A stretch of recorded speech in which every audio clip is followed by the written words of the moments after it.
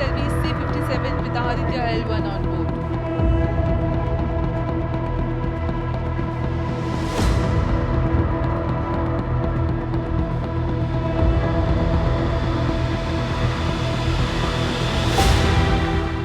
नमस्कार, मैं नियाज खान और आप देख रहे हैं एनएमएफ न्यूज। चंद्रयान 3 के चांद के दक्षिणी ध्रुव पर सफल लैंडिंग के बाद अब भारत ने सफलतापूर्वक सूर्ययान को भी लॉन्च कर दिया। आदित्य L1 सूर्ययान 2 सितंबर को लॉन्च किया गया, जिससे अंतरिक्ष में भारत की एक और उपलब्धि मानी जा रही है। आदित्य L1 जब से लॉन्च हुआ है तब से इसरो उससे जुड़े अपडेट दुनिया को देता रहता है। इसी कड़ी में आदित्य L1 से जुड़े एक और अपडेट आया हुआ है।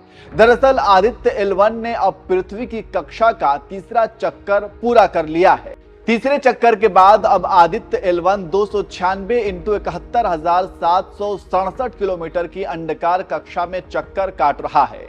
यानी पृथ्वी का सोलर यान अब पृथ्वी से सबसे निकटतम 296 किलोमीटर और सबसे अधिकतम 71,767 किलोमीटर की दूरी पर है। इसरो ने इस बात की जानकारी देते हुए ट्विटर पर लिखा, रविवार को ऑपरेशन 2:30 बजे पूरा हुआ। मॉरिशस, बेंगलुरु, SDSC शार और पोर्ट ब्लेयर के ग्राउंड स्टेशनों ने इस ऑपरेशन के दौरान उपग्रह को ट्रैक किया।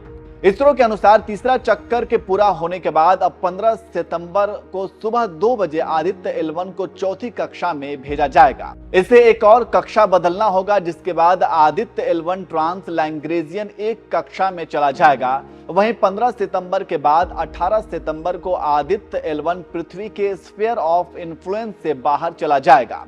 इस बिंदु को धरती का एग्जिट पॉइंट कहा जाता है, क्योंकि यहां के बाद धरती के गुरुत्व आकर्षण प्रभाव काफी कम हो जाएगा। वहीं स्फीयर ऑफ इन्फ्लुएंस से निकलने के बाद क्रूज फेज की शुरुआत होगी। यहीं से आदित्य L1 लैग्रेंज पॉइंट की तरफ अपना रुख करेगा और उसके बाद हेलो ऑर्बिट की तरफ बढ़ेगा और यहां कुछ चक्कर लगाने के बाद आदित्य L1 की कक्षा में दाखिल होगा। तो ये पूरी प्रक्रिया है जिससे आदित्य L1 को अभी पार करना बाकी है। उसके बाद वो अपनी मंजिल तक पहुंच पाएगा। चलिए अब आपको बता देते हैं कि आदित्य L1 को क्यों भेजा गया है और वहां जाकर कौन सी खोज करेगा।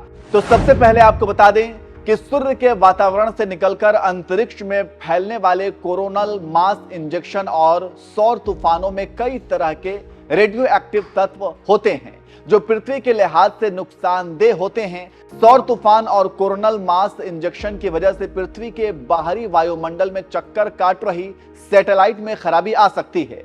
इसके अलावा अगर कोरोनल मास इंजेक्शन और सौर तूफान धरती के वातावरण में दाखिल हो जाए तब पृथ्वी पर short wave communication, mobile signal, electric power grid system पूरी तरह से ठप पड़ने की संभावनाएं होती हैं। इसलिए इसरो सूर्य को पढ़ना चाहता है। आदित्य L1 की मदद से पृथ्वी को सूर्य के प्रकोप में मदद मिलेगी और सूर्य से आने वाले और सौर तूफान या कोरोनल मास इंजेक्शन की जानकारी भी समय रहते मिल सकेगी, ताकि कोई एहतियाती कदम उठाया जा सके। तो इस तरह से आप समझ गए होंगे कि आदित्य L1 को क्यों भेजा गया है और आदित्य L1 किन चीजों की खोज करेगा और कैसे करेगा। +5 seconds. Lift off normal. P1 tracking. PC tracking. Magnificent lift off of PSLV C-57 with Aditya L1 on board.